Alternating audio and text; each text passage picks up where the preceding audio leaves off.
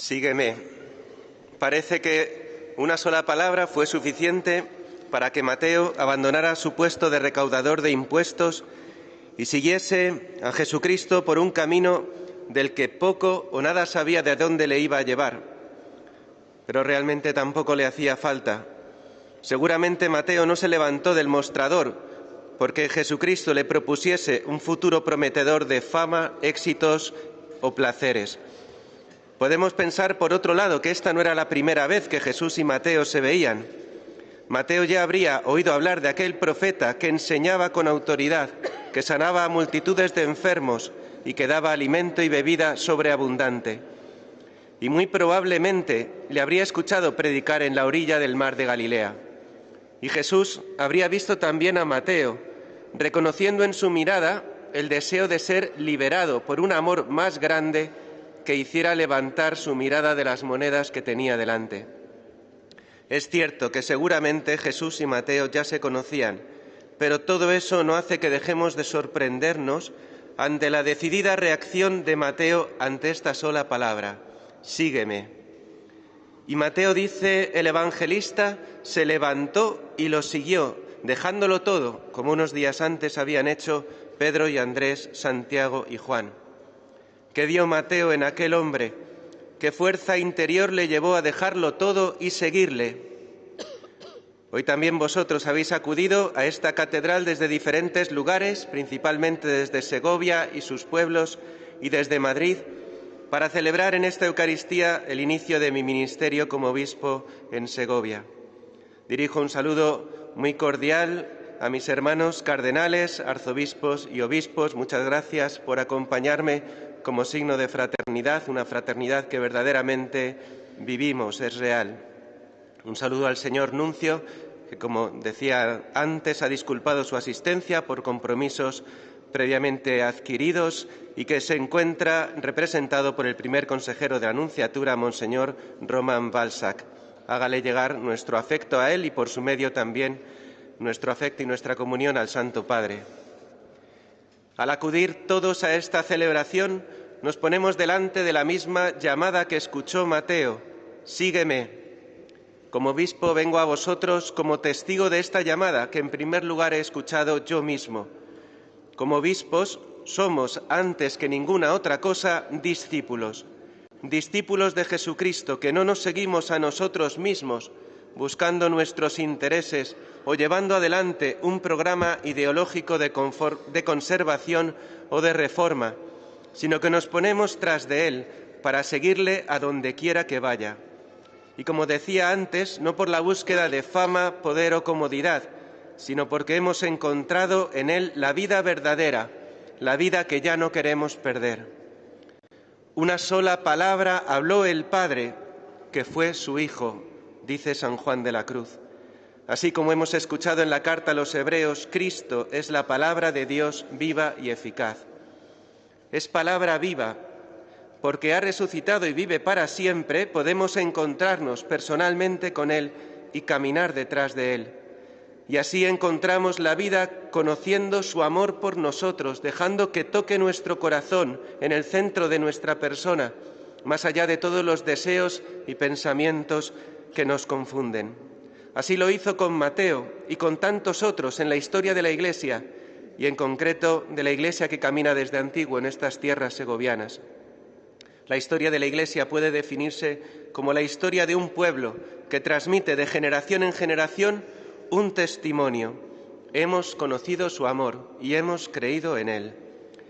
En este sentido le pido al Señor que me dé la gracia de ser uno más de una preciosa cadena de obispos, testigos de la fe en estas tierras segovianas. Desde los primeros obispos de esta diócesis de antiquísima historia y tradición, como nos decía antes don César, hasta los más recientes. En ese sentido doy gracias a Dios por los dos últimos obispos, mis hermanos Ángel y César, obispos eméritos aquí presentes. Os agradezco vuestra vida entregada al Señor y os pido que no dejéis de rezar por mí y por la diócesis, sé que ya lo hacéis. Y Cristo, palabra de Dios, es palabra eficaz, porque cambia la vida de aquellos que se encuentran con Él y se abren a un nuevo horizonte. En esto conocemos que le amamos, en que su amor cambia realmente nuestra vida. Volviendo al pasaje del Evangelio, encontramos algo que resulta de primera sorprendente. Jesús dice a Mateo que le siga, pero no le lleva a su casa, a la casa de Jesús, sino que le conduce a su propia casa, a la casa de Mateo, donde Jesús y sus discípulos se sientan a la mesa con él y muchos publicanos y pecadores. Jesús nos llama a seguirle, y eso significa que quiere entrar en nuestra casa, sin miedo al desorden o al pecado que pueda encontrar en ella. Hoy nos es difícil entender esto, porque nos resulta extraño el concepto del pecado. Tratamos siempre de justificarnos, de decir que lo hemos hecho todo bien, pero esto no es verdad. La alegría del Evangelio nace precisamente de reconocer que todos necesitamos ser sanados y hemos encontrado al médico, Jesucristo. No necesitan médico los sanos, sino los enfermos. ¿Quién de nosotros no necesita ser salvado del propio pecado? Jesucristo ha venido a llamar a los pecadores, y esto es la Iglesia, la asamblea de los que reconocemos nuestro pecado, que es un amor desordenado, un amor que nos quiere hacer salvarnos a nosotros mismos, descartando al que nos molesta y muchas veces pisando y hundiendo al que está a nuestro lado y nos dificulta la vida. Pero no necesitamos hacer esto. En cambio, el Señor nos lleva a recoger al que está herido a nuestro lado. Realmente podemos pedir perdón y perdonar, porque Cristo nos ha amado y perdonado primero. Esto lo viviremos de una forma singular en este año santo jubilar recién iniciado. Miremos a los que están sufriendo a nuestro lado por cualquier causa. Podemos, de alguna manera, limitar su sufrimiento, acogerles.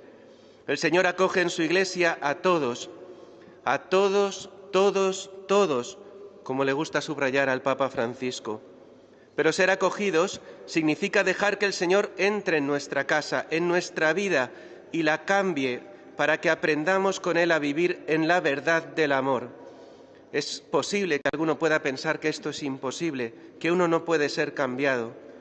Pero pensemos, como continúa la carta a los Hebreos, que Jesucristo no es uno incapaz de compadecerse de nuestras debilidades, sino que ha sido probado en todo, como nosotros, menos en el pecado.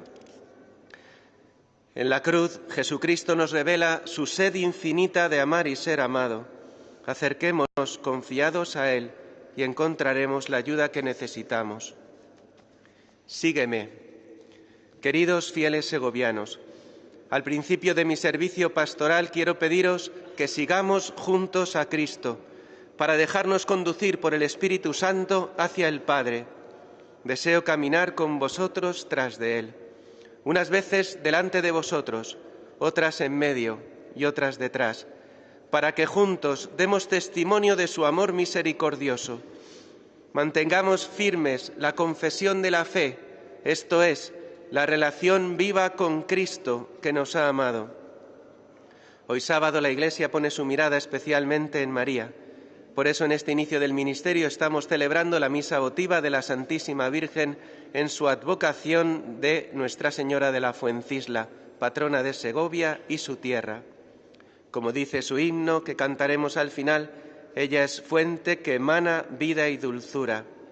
Su inmaculado corazón es un manantial de aguas claras al que siempre podemos acudir. A ella y a San Frutos, a todos los santos que han tenido relación con Segovia, a los que don César hacía referencia en sus palabras, me encomiendo en el inicio de mi ministerio. Estoy seguro de encontrar en ellos el auxilio oportuno, y a vosotros os pido que recéis por mí.